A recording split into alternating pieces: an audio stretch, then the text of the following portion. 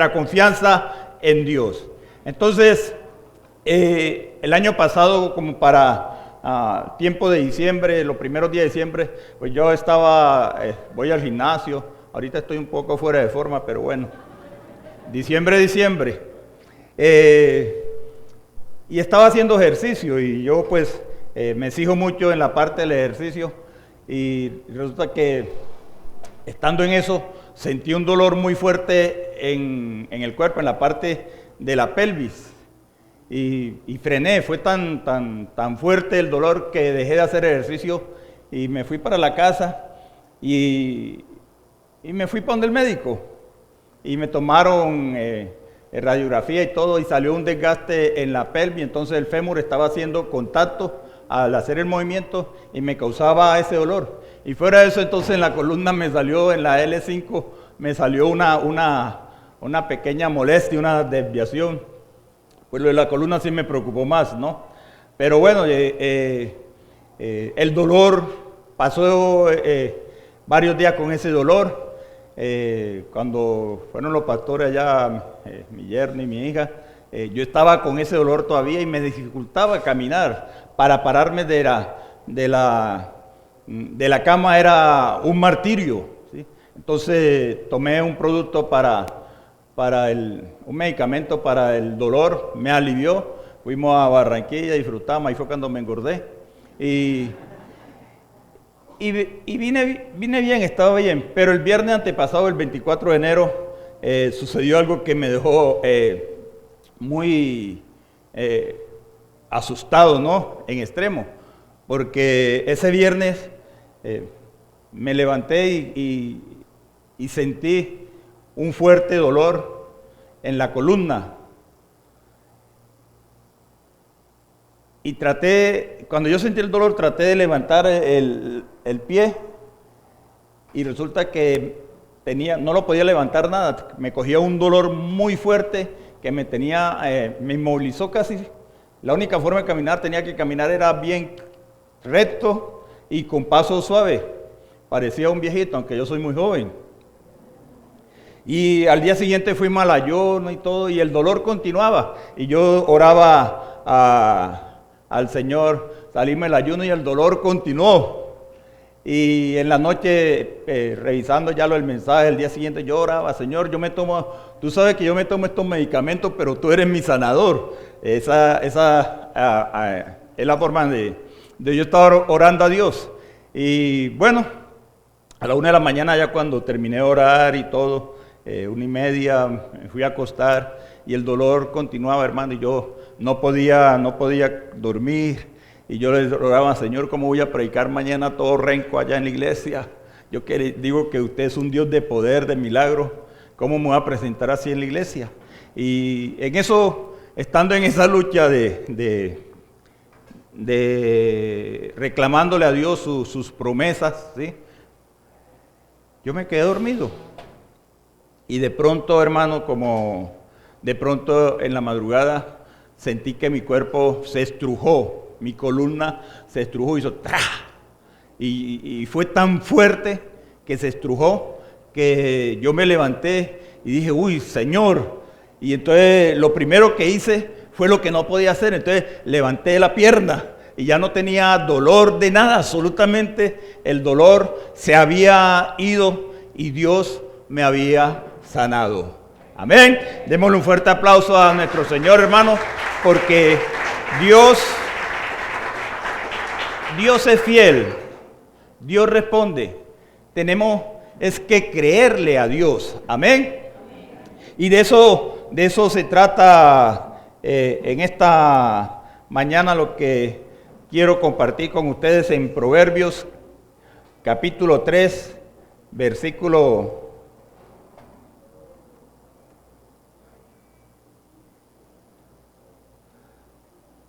Proverbios capítulo 3, versículo 9.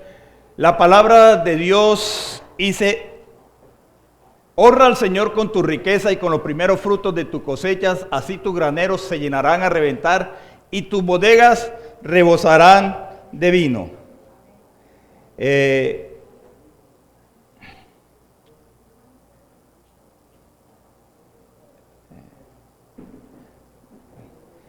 esta es una promesa que Dios da. Perdón, busca acá.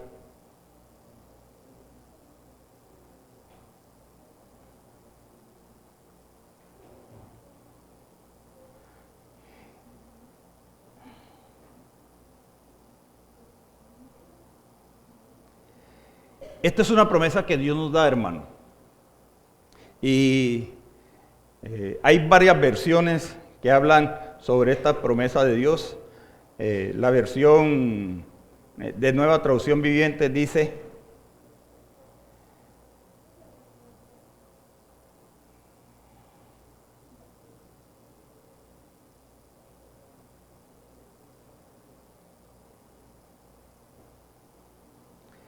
honra al Señor con tus riquezas y con lo mejor de todo lo que produces.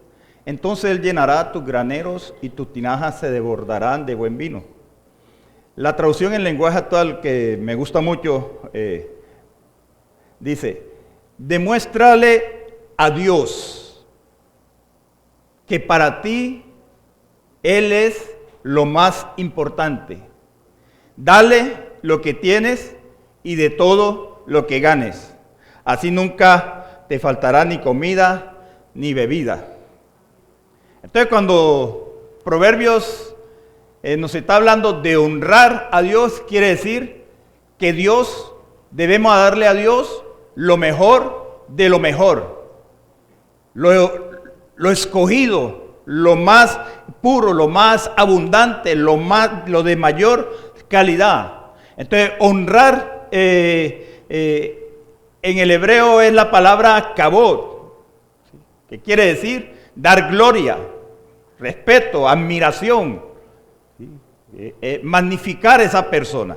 Entonces, cuando el proverbio nos está diciendo aquí que honra al Señor con tus bienes, está diciendo que cuando nosotros traemos los bienes, estamos honrando a Dios. La palabra primicias viene de la definición en hebreo del Antiguo Testamento, bikurim, que quiere decir los primeros frutos de la cosecha. En el Nuevo Testamento es rechi, que dice escoger la parte principal.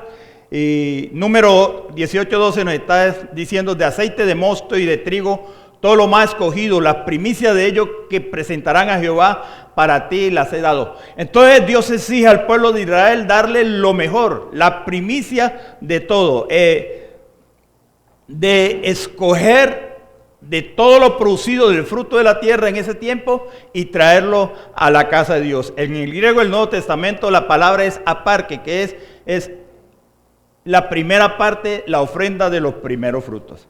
Entonces, hermanos, el primer principio es la honra que debemos dar a Dios. Si nosotros honramos a Dios con el fruto de nuestros bienes, entonces el mismo sabio de la palabra nos está dando la respuesta, nos está diciendo que nuestros graneros se saturarán de trigo y rebosarán de abundancia. O sea, va a haber abundancia en nuestra casa. Si nosotros traemos a Dios lo primero de nuestro trabajo, lo primero de nuestro fruto, de nuestro esfuerzo, entonces Dios va a bendecir y nunca va a escasear, nunca va a hacer falta. Hay que creer, porque esto es un mandato que Dios ha establecido. Es un mandato que Dios dio. Dios no le dijo, Dios no estaba diciendo: si ustedes quieren traerme las ofrendas de las primicias primero a mí. No, Él estaba exigiendo, era una obligación, un mandato, ¿sí? Un mandato que Dios estaba exigiéndole al pueblo. Al pueblo de Israel está diciendo: deben primero de todo traerme. Cuando ustedes entren a la tierra de Canaán, deben traerme el fruto primero de ese territorio que Dios le estaba dando. Entonces, el primer principio de la honra es eso: honrar a Jehová. Si usted quiere honrar a Dios, hermano, está en la obligación. Nosotros estamos en la obligación de traerle a Dios el fruto de todo lo primero. en nuestro trabajo, hoy en día en nuestro trabajo, ¿cuál es el fruto de lo primero? Nuestro salario. Hay dos cosas que nosotros miramos y manejamos a nuestro parecer. Entonces nosotros creemos en la salvación y creemos que la palabra, que si recibimos a Cristo como nuestro Señor y Salvador, somos salvos. Eso lo creemos porque lo dice la palabra. Porque no nos costó nada la salvación. Cristo pagó el precio en la cruz del Calvario. Nosotros no hicimos nada. ¿Qué hacemos nosotros solamente? Creer que Jesucristo es el Hijo de Dios. Entonces con usted y yo creer solamente, entonces somos salvos. Y mantenemos esa confianza de que somos salvos en Cristo Jesús. Amén. Creemos la palabra. Pero cuando se trata de tocar nuestro bolsillo, entonces dubitamos. Ya no creemos. Ya pensamos las cosas. Ya no nos afianzamos en la promesa de Dios que Él es nuestro Jehová Jireh, nuestro proveedor. Entonces dudamos. ¿Por qué? Porque ahora sí nos cuesta a nosotros. ¿Sí me hago entender? La salvación, como no nos cuesta nada, todo fue pagado por el Hijo de Dios. ¿A quién le costó? A Dios. Pero la parte económica que Dios quiere mirar nuestro corazón, entonces Él viene y nos manda a honrar. Es el mismo principio de los diezmos en Malaquías 3:10. Traedme los diezmos al alfolí y probarme ahora en esto. Es el mismo principio. Dios está probando el corazón. ¿Cómo prueba el corazón de su pueblo? En la parte económica, porque es lo que más le duele. Entonces nosotros, el diablo viene y dice, no, ¿para qué va a llevar la primicia? ¿Para qué vas a llevar los diezmos? Eso va a hacer falta en tu casa. Y nosotros tenemos que decidir a quién le vamos a creer. O si vamos a seguir manejando la palabra de Dios a nuestros propios intereses. Pero Dios demanda de nosotros obediencia total. Amén.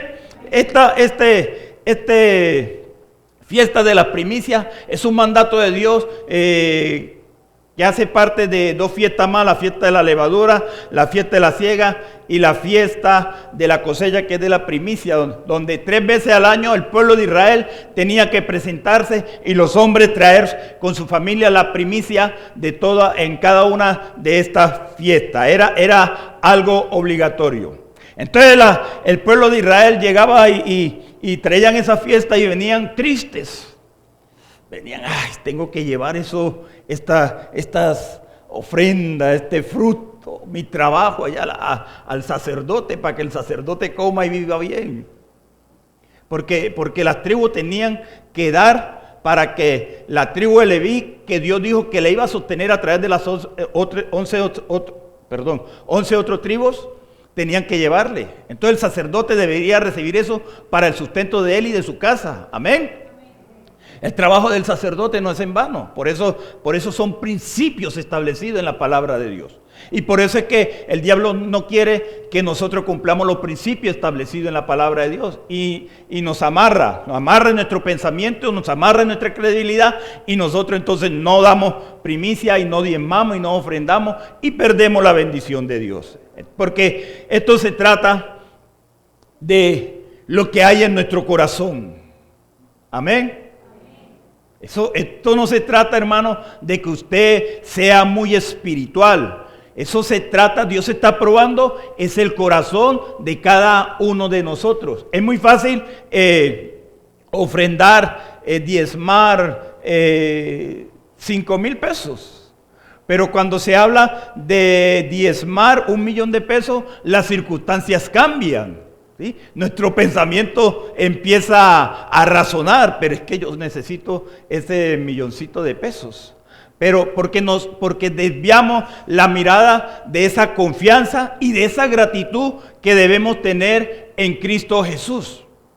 Ese es un principio de que nosotros estamos ahorrando a Dios por todo lo que Dios nos ha dado. Sea bastante o sea poco, Dios siempre nos va a bendecir a su pueblo, hermano. Y siempre vamos a permanecer en abundancia y siempre vamos a cosechar lo mejor si nosotros le damos a Dios lo mejor. Si nosotros venimos y pensamos y creemos que Dios es fiel para proveer y que aún en medio de la escasez, Isaac recogió al 101%, que aún en medio de la escasez el pueblo de Dios en Egipto fue bendecido, que aún en medio de la escasez Dios trajo a Jacob de Canaán y lo llevó a Egipto, y allá Israel prosperó, porque Dios es fiel, hermano. La palabra dice en Jeremías que Dios no cambia, Dios es fiel y Él cumple promesa. El problema no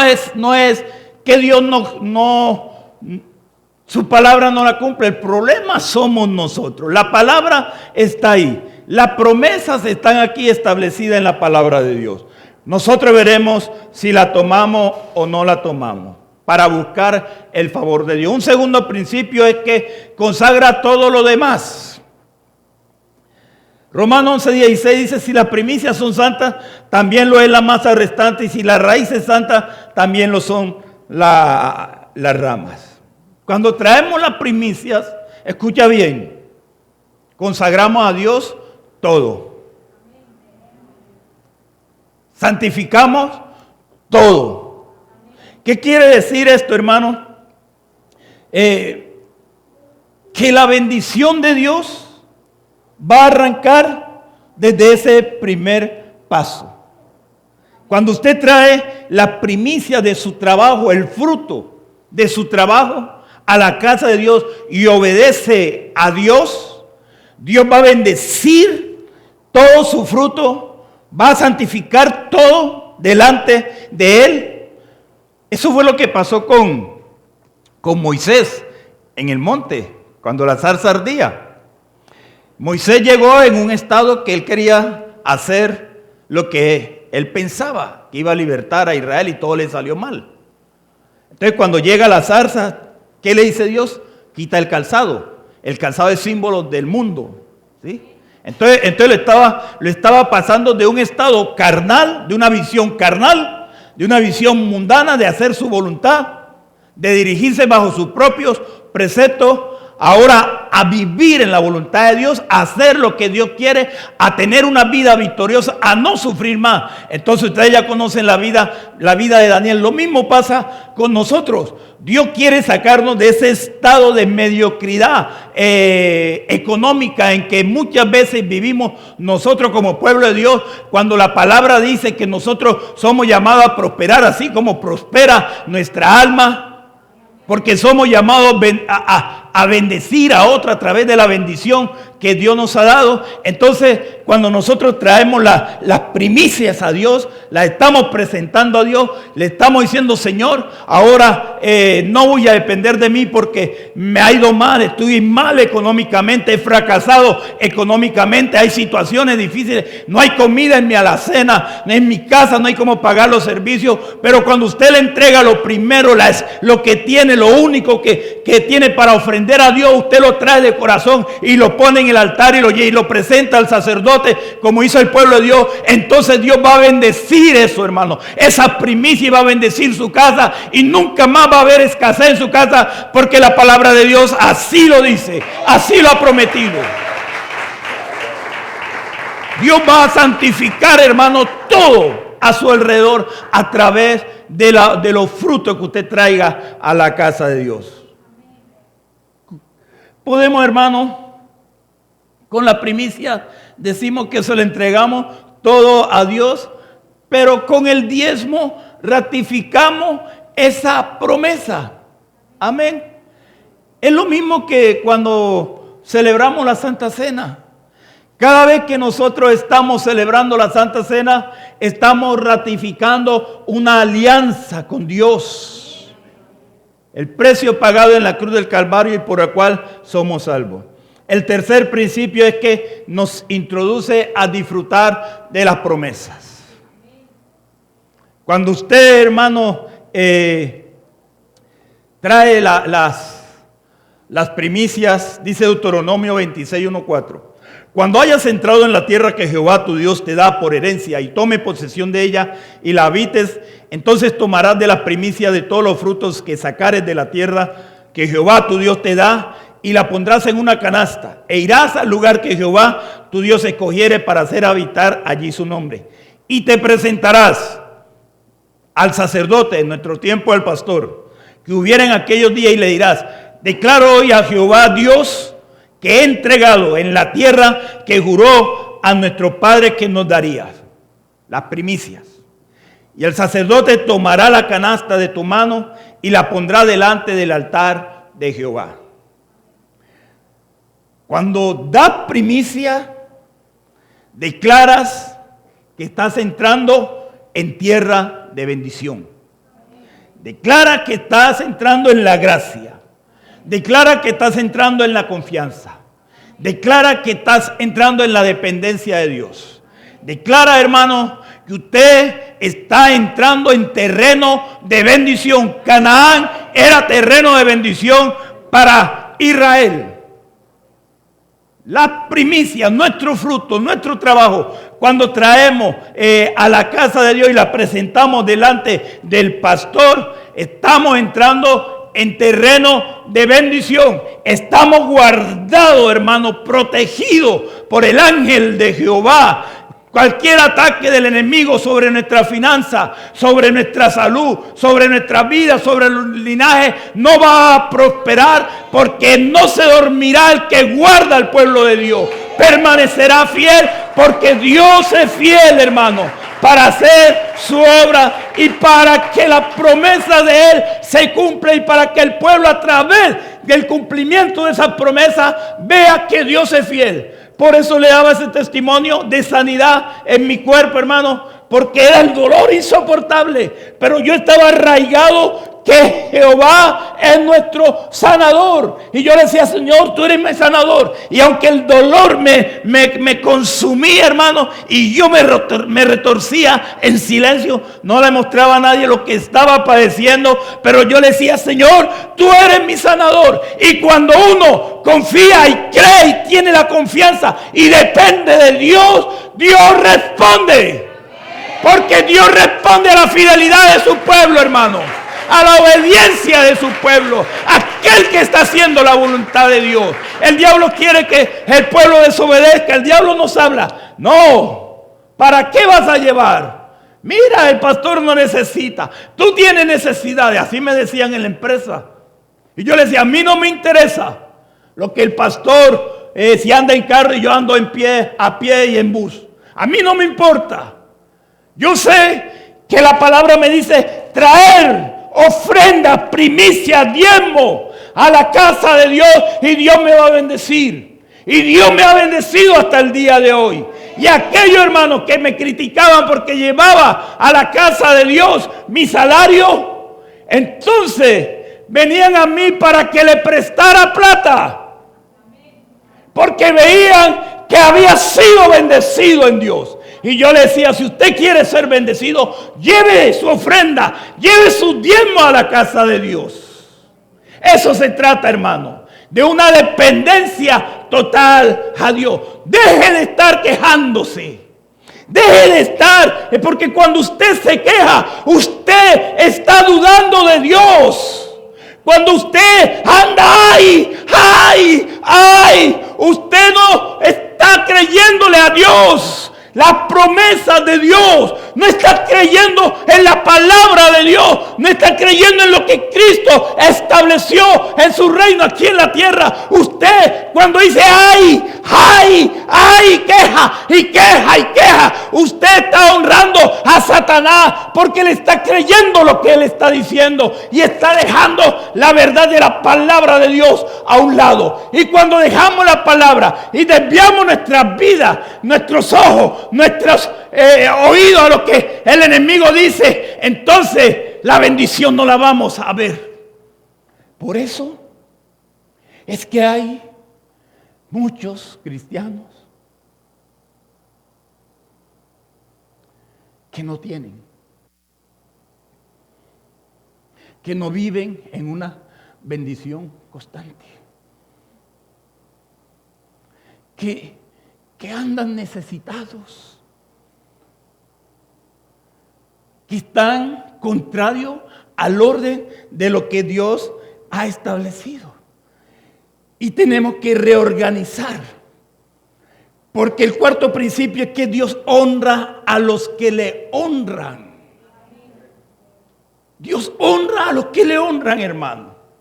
Ese es el plan de seguridad financiera de Dios. Esa es la seguridad que nosotros que creamos. Que cuando nosotros le damos a Dios lo mejor, las primicias de todo, entonces Él va a guardar nuestras finanzas. Tenemos que creer en eso. Ese es el plan de Dios, hermano. Rompa esos moldes de incredulidad en su vida. No dude de Dios. Nunca dude de Dios. Jamás en su vida dude de Dios. Porque Dios es fiel, hermano. Dios cumple su palabra. Si Dios tiene que mover al enemigo para cumplir la palabra, lo va a hacer. Pero la palabra de Dios permanece. Él dice: los cielos, la tierra pasará, todo el entorno cambiará, pero mi palabra es firme, porque yo soy el que soy. Él es el principio, Él es el fin, hermano. Viva en la bendición de Dios. Créale a Dios. Yo le he creído a Dios. Yo he tenido una vida de luchas, pero estoy aquí parado por la gracia de Dios, porque le he creído. El enemigo me ha atacado de una, de otra y de otra, pero yo he permanecido ahí en su búsqueda, creyendo que Él es fiel y va a cumplir el propósito por el cual me llamó. Cada uno de nosotros tenemos un propósito, pero tenemos que ser tenaces y permanecer, hermano.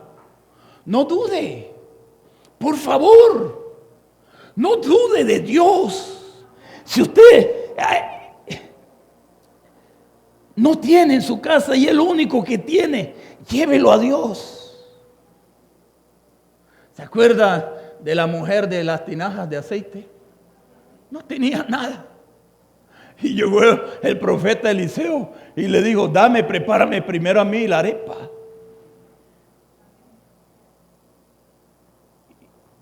Usted se imagina la sorpresa de la mujer. No tengo más.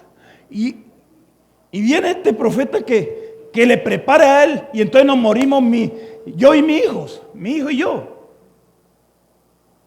Pero ella en esa confrontación, porque no crea que fue fácil para ella, hermano. Miraba a su hijo y miraba al profeta. Pero ella decidió creerle al profeta de Dios, a la palabra que Dios había dicho. Y preparó para el profeta. Y trajo tinajas y todas fueron llenas. Y hubo en su alacrán comida por muchos días. Tenemos que creerle a Dios, hermano. Hay que creerle a Dios. Cúmplale a Dios. De eso se trata, honrar al Señor con tus bienes y con la primicia de tus cosechas. Tus graneros se saturarán de trigo y tus lagares rebosarán de vino. ¿Está usted dispuesto a confiar en Dios, hermano? Está realmente, no se trata no le estoy diciendo sacando una palabra de amén, no. Estoy diciendo que usted tenga la absoluta confianza de creerle a Dios de ahora en adelante.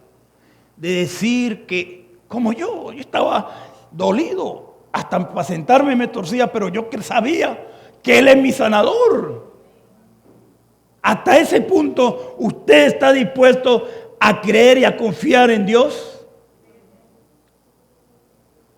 Como dice la traducción en lenguaje actual, Demuéstrale a Dios que para ti Él es lo más importante. Dale todo lo que tienes. ¿Qué dio Abraham? Su hijo. ¿Qué dio la viuda de Sarepta? La harina y el aceite. Todo, todo. Ahí es donde Dios prueba. Demuestra a Dios que para ti Él es lo más importante. Dale lo que tiene y de todo lo que gane. Así nunca te faltará ni comida ni bebida. Amén. Padre, en el nombre de Jesús de Nazaret, tu Hijo amado, te adoramos, Señor, y te glorificamos. Te damos a ti toda la gloria, toda la honra, toda la alabanza, toda la adoración. Rey de reyes, Señor de señores, porque tú eres fiel, Dios.